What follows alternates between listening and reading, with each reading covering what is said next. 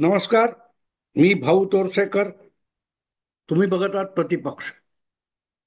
मित्रांनो, आज तब्येत थोडी नाजूक आहे. कालचा दिवस अख्खा व्हर्टिगोमुळे झोपून गेलेला आहे. झोपून याचा अर्थ डोळे मिटून बसावं लागतं, नाही तर चक्कर आल्यासारखं वाटतं. जाऊन दे, ते आपलं व्यक्तिगत रडगाणं आहे. पण एवढी मोठी घटना, जरांगे यांचं उपोषण, मग कोर्टापर्यंत जाऊन विषय शिगेला पोहोचला आणि बघता बघता ज्याचा ज्वालामुखी व्हायचा होता ते मिटलं. अशा वेळेला मला डोक्यात खूप काही चालू असलं, कारण डोळे बंद असले तरी कानाने बातम्या ऐकायचा प्रयत्न करत होतो.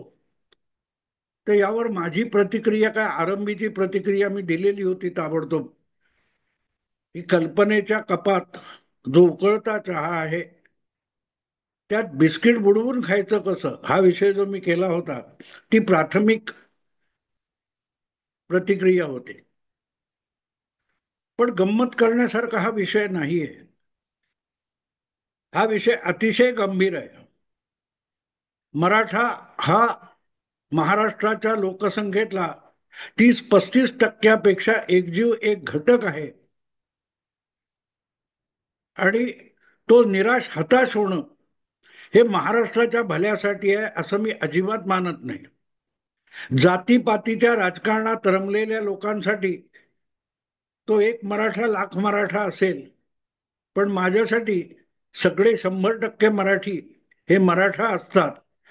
आणि ते सगळे एकत्र असले तरच महाराष्ट्र ही भारताची ताकद होते, हा इतिहास आहे. आणि म्हणून यात कोण जिंकलं कोण हरलं, कोणाने काय मिळवलं, याची जी काय विवेचना चालू आहे ती अधिक यातनामय आहे. यातनामय आहे. आणि अगदी प्रामाणिकपणे तुम्हाला बघायचं असेल तर मी जी सुरुवातीपासून भूमिका मांडत आलो, जी अनेकांना आवडणारी नव्हती, अनेकांच्या वैचारिक अजेंडा आणि नॅरेटिव्ह मध्ये बसणारी नव्हती,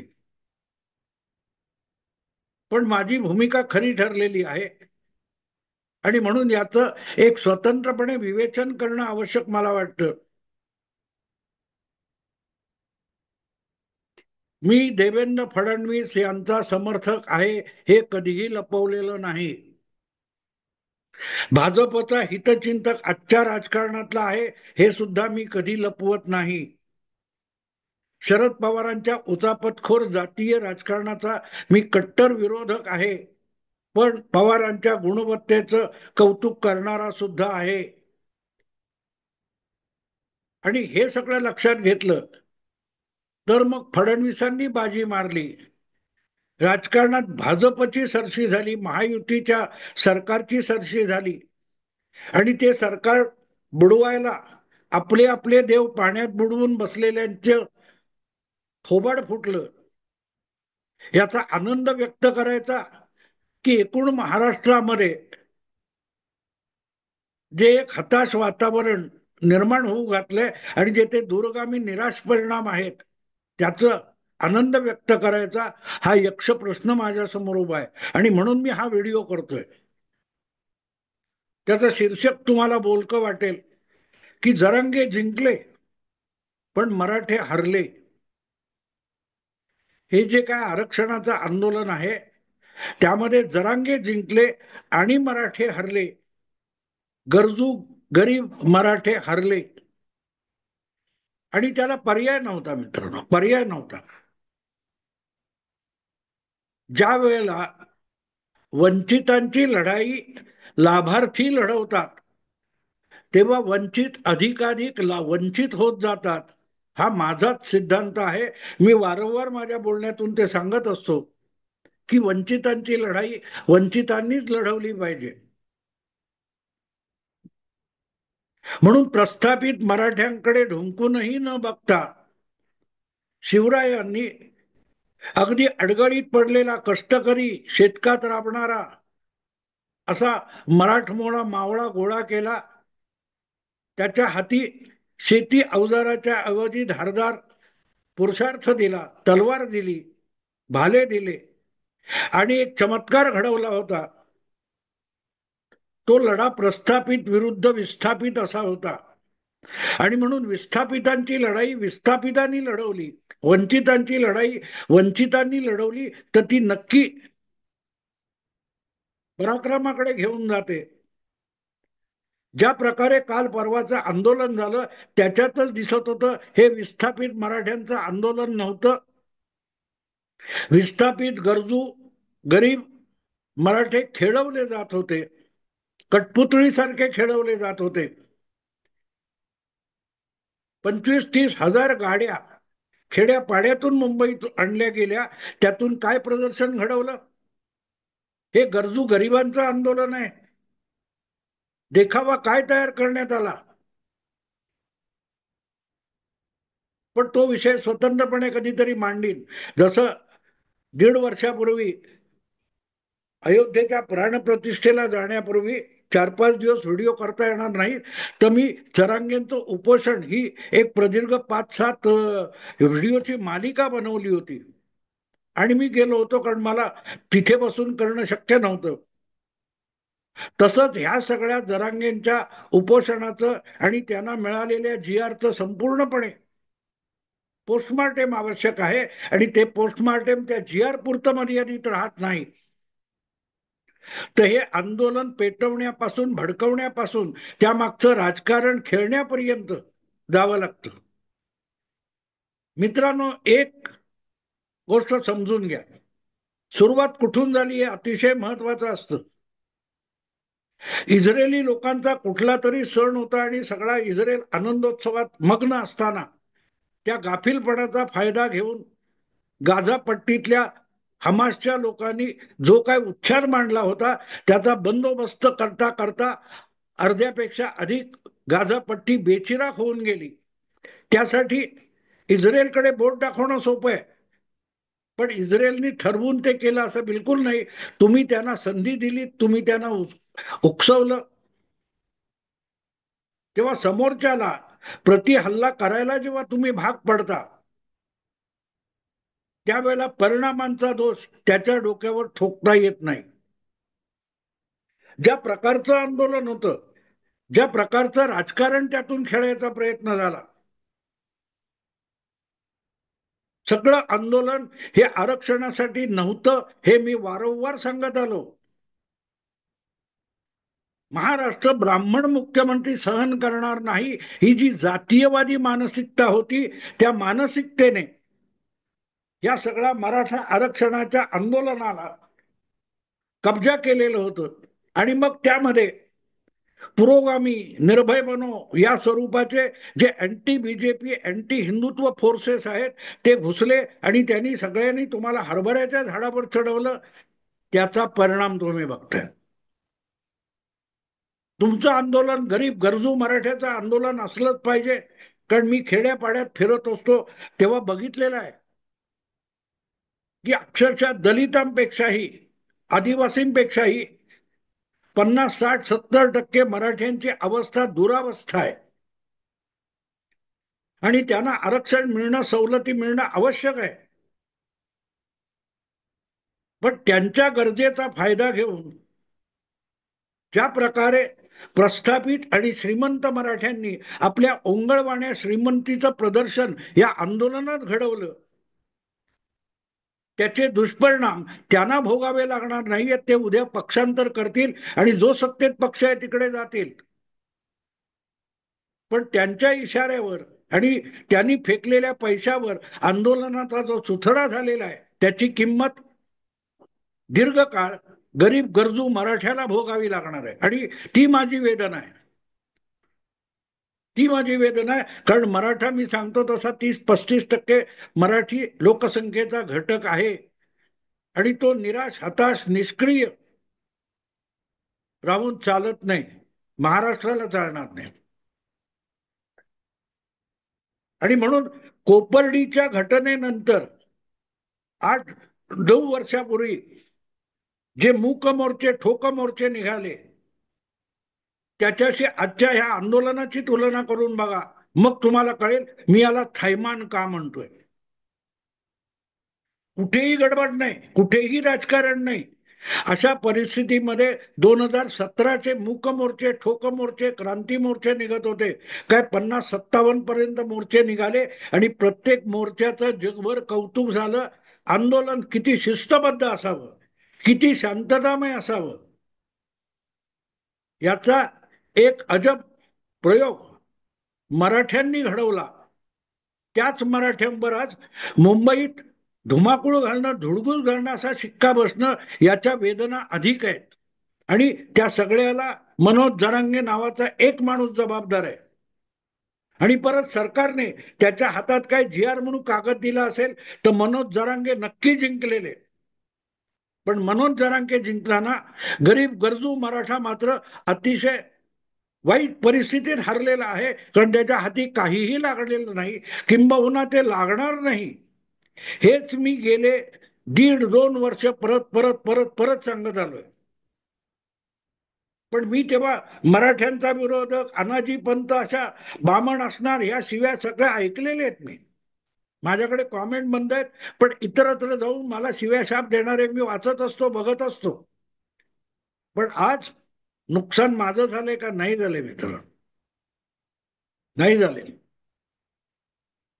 जरांगे पाटलांचं आंदोलन चालू झाल्यापासून अंतरवाली सराटी 1.5-2 वर्षापूर्वी, 3 वर्षापूर्वी, तेव्हापासून मी सांगत आलो, याचं कृपया गिरणी कामगार संप होऊ देऊ नका, किसान आंदोलन होऊ देऊ नका, शाहीनबाग होऊ देऊ नका. आजकाल असतं की नाही माहिती, पण पूर्वी काल परवा एक व्हिडिओ बघितला सोलापूरचा कुठला तरी. अन्यथा मुंबईमध्ये सुपात अर्भक घेऊन भीक मागणाऱ्या बायका बघायला मिळायच्या. एसटी स्टँडवर, कुठच्या तरी बस डेपोमध्ये, रेल्वे स्टेशनच्या बाहेर कोवळं पोर 4-5 महिन्याचं सुपात घेऊन भीक मागणारी बाई तुम्हाला बघायला मिळायची. आणि मला आठवते, त्याची माहिती मला मिळाली होती, अशी धारावीच्या गरीब घरची पोरं भीक मागणाऱ्यांना भाड्याने दिली जात होती.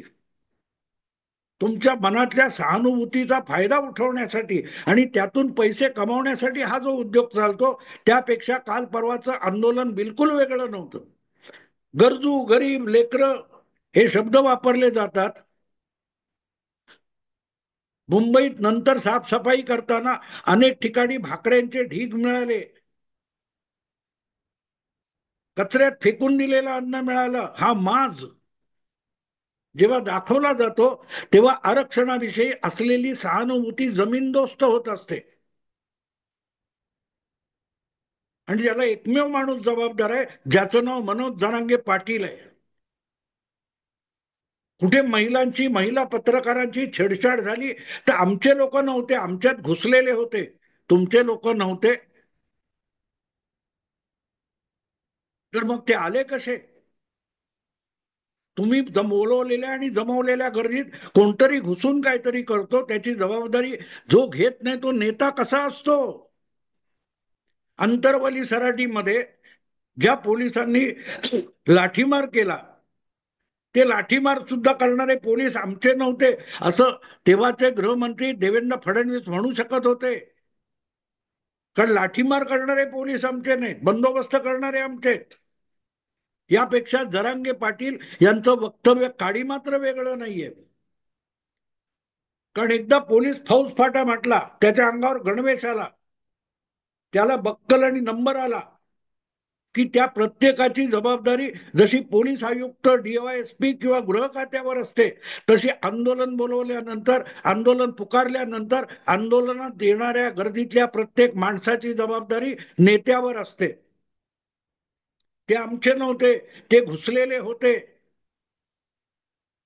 हा नेता कसा नेता म्हणून नालायक आहे, त्याचा सगळ्यात मोठा पुरावा जरांगे पाटील यांच्या विरुद्ध काय असेल तर त्या महिला पत्रकारांनी केलेल्या तक्रारीनंतर तो म्हणतो ते आमचे नव्हते. सत्याग्रहाचा अधिकार आम्हाला कायद्याने दिलाय, घटनेने दिलाय. अरे का दिला? गांधींमुळे दिला. महात्मा गांधी यांनी स्वातंत्र्याचा लढा केला, आंदोलनातून केला, म्हणून आंदोलन हा कायद्याने दिलेला तुम्हाला अधिकार आहे, घटनेने दिलेला अधिकार आहे. पण गांधींनी फक्त अधिकार मागितला नव्हता, त्याच्याबरोबरची जिम्मेदारी, जबाबदारी सुद्धा शिकवली होती. गांधीजींनी पुकारलेल्या आंदोलनामध्ये कुठे इकडे तिकडे आगळीक झाली, हिंसा झाली, तरी गांधीजी संपूर्ण आंदोलन मागे घ्यायचे. तो गांधी आम्हाला नकोय.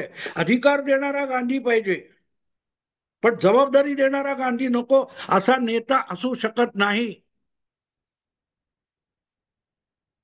आणि म्हणून मी ते शीर्षक जे दिलेले, जरांगे जिंकले, गरजू मराठे हरले. कारण या आंदोलनाविषयी जनमानसात असलेली जी सहानुभूती होती ती या 5 दिवसामध्ये जमीनदोस्त झाली.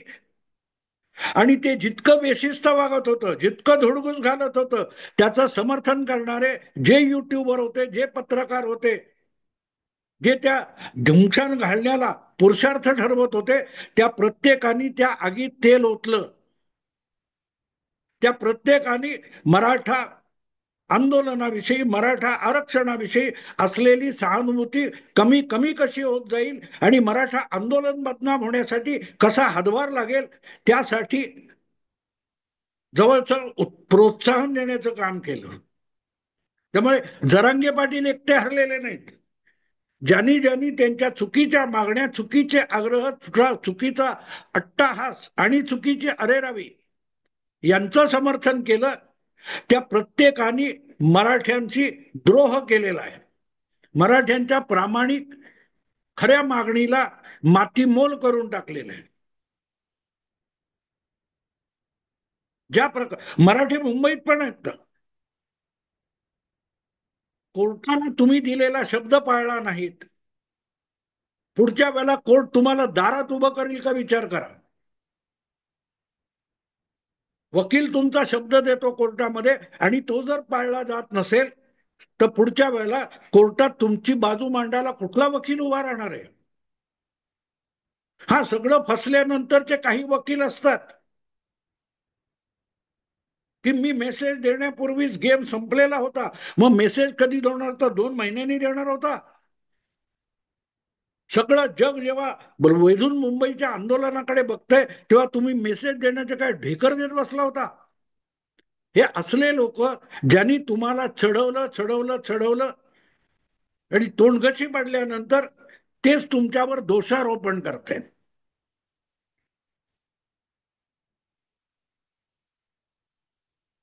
कालपर्यंत जरांगे पाटलांची पालखी वाहणारे एकापेक्षा एक मोठे पत्रकार, युट्यूबर, संपादक, विश्लेषक आता हाती काही पडलं नाही म्हणून रडारड करतायत. तर हाती काही पडणारच नव्हतं हे जरांगे पाटलांना आंदोलनाच्या आरंभापासून सांगणं आवश्यक होतं. ते काम मी करत होतो. जी मागणी कोर्टात अडकून पडलेली आहे ती सरकार किंवा विधानसभेमध्ये सुटू शकत नाही, हे निखळ सत्य आहे. उद्या जरांगे पाटील उठतील आणि माझा मराठा समाज, 1 मराठा, लाख मराठा, 10 लाख मराठा, ट्रम्पने हटवलं पाहिजे टॅरिफ म्हणून मागणी करतील. ती मागणी नरेंद्र मोदी पूर्ण करू शकत नाही, कारण ती टॅरिफ लावणं वगैरे जे काय आहे अमेरिकेने, तो अमेरिकेचा अधिकार आहे. ती टॅरिफ मागे घेतली पाहिजे म्हणून मोदी विरोधात आंदोलन करून काही मिळणार नव्हतं. तसंच जी मागणी, जे आरक्षण सुप्रीम कोर्टामध्ये, हायकोर्टामध्ये अडकून पडलेलं आहे, त्यासाठी मुंबईला, महाराष्ट्राला, महाराष्ट्र सरकारला, मुख्यमंत्री देवेंद्र फडणवीस नावाच्या बामणाला कोंडीत पकडण्याचं जे राजकारण होतं त्याचा पराभव झालाय. का जे त्याच्या हातात नाही ते त्याने दिलं पाहिजे, जे त्याच्या अधिकारात नाही ते त्याने दिलं पाहिजे. नाहीतर माझा मराठा समाज आहे बघून घेऊ. अरे काय बघून घेणार तुम्ही?